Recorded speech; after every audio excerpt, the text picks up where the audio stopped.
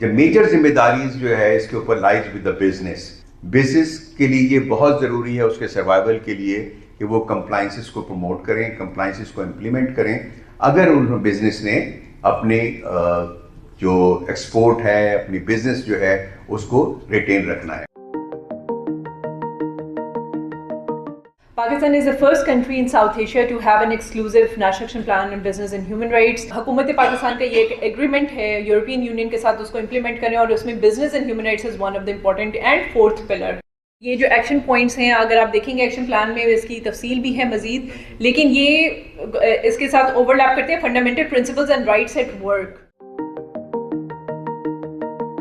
Labour के हवाले से हमारा जो डिक्लेरेशन है, this is fundamental principles and rights to work, कि एक्सप्लॉयटेशन ना हो वर्कर्स की और वर्क प्लेसेस अनसेफ ना हो, हमारे पास चाइल्ड लेबर या फोर्स लेबर सप्लाई चेन में ना हो। Fundamental principles and rights at work की पासदारी लाजिम है।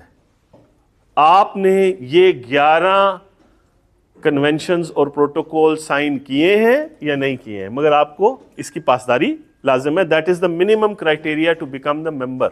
क्या एक मर्द टीचर की और एक औरत टीचर की दोनों की सैलरीज एक है प्राइवेट सेक्टर में? No, not at all. अब हम एक ग्रुप एक्सरसाइज करेंगे।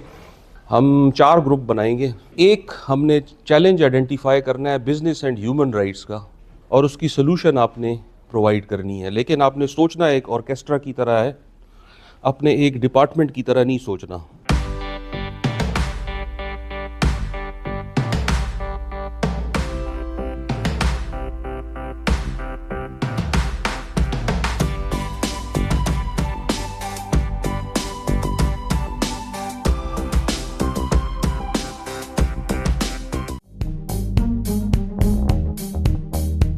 यूनियन बनाना बिलखसूस प्राइवेट सेक्टर में इंतहाई मुश्किल है। उसमें लेबर डिपार्टमेंट का भी रोल है, एम्प्लॉयर का भी है। और दूसरी सबसे बड़ी बात जो है कि हमारा एम्प्लॉयर जो है वो ये समझता है कि यूनियन मेरी एक दुश्मन ऑर्गेनाइजेशन है, मुझे नुकसान पहुंचाने के लिए बनाई जाती है। और वर्कर्स के एंड पे भी यही होता है कि जी हमने सारा कुछ ही छीन लेना है। हमारा मेन चंक जो है वो इनफॉर्मल सेक्टर है, ठीक है, उसको किसी तरीके से आप फ्रेमवर्क में लेकर के आए। तो सबसे बड़ा मसला तो पेरेंट्स के लेवल पे है कि उनकी अवेयरनेस या उन पे कोई पेनाल्टी होनी चाहिए कि अगर वो बच्चों को भेजेंगे लेबर के लिए तो उन पे जुर्माना हो। हमारे जो वर्कफोर्स है वो 83.1 मिलियन है, but less than 1% are organised workers. They are not allowed to organize due to third party contract. ILO का गवर्निंग मैकेनिज्म बहुत फर्क है। हम 3 मेन कॉन्स्टिट्यूएंट्स के साथ डिसीजन मेकिंग का प्रोसेस करते हैं as an organisation, workers, employers और गवर्नमेंट। 2 दफा मिलते हैं ये साल में। सीकार की जो रिपोर्ट्स हैं वो आम तौर पे 1 जून और 1 सितंबर के बीच में आती हैं। तो आपके पास टाइम होता है 1 जून से पहले पिछले 2 साल की अगर रिपोर्ट है या 4 साल की या 3 साल की, हर कन्वेंशन का साइकिल फर्क होता है।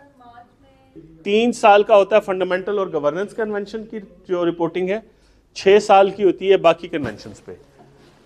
कई दफा सुपरवाइजरी मैकेनिज्म बीच में डायरेक्ट रिक्वेस्ट कर देता है। कोई इशू आता है, फॉर एग्जांपल इशू आ गया ट्राइपार्टाइट कंसल्टेशन का, और तमाम यूनियंस ने और तमाम एम्प्लॉयर्स ने कहा जी हमसे लेबर कोड पे कोई कंसल्टेशन नहीं हुई, तो सुपरवाइजरी मैकेनिज्म डिमांड कर सकता है कि हमें 144 की रिपोर्ट दी जाए।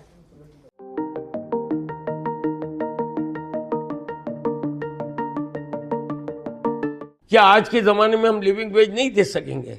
140 अगर टेक्सटाइल मिलें बंद हो गई तो आप साइट में जाएं, किधर भी जाएं तो 3 शिफ्टें भी नहीं चल रही। बिजली के दाम बढ़ गए तो हमने जो मशीनें खरीदता, मैं जनरेटर्स लगा रहा हूँ, आरओ प्लांट लगा रहा हूँ, तो जिसमें मुझे एक भी जॉब क्रिएट नहीं करूँगा मैं।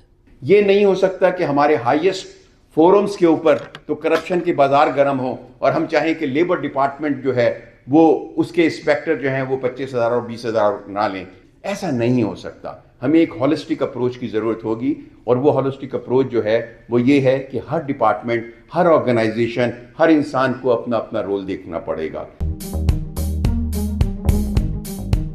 हमने जो चीज़ें लर्न की हैं आपकी ट्रेनिंग से या ILO की ट्रेनिंग से, जो गवर्नमेंट एजेंसीज़ और दूसरी, वो रिपोर्टिंग है कि प्रॉपर रिपोर्टिंग जो है वो बहुत इम्पैक्टफुल होती है। तो मैंने यहाँ पे आके काफ़ी सारी चीज़ें जो हैं वो सीखी हैं, मुझे समझ में आई हैं। 8 आवर्स की बात हो रही है कि हमारे यहाँ 10-10 घंटे 12-12 घंटे ड्यूटियाँ ली जाती हैं।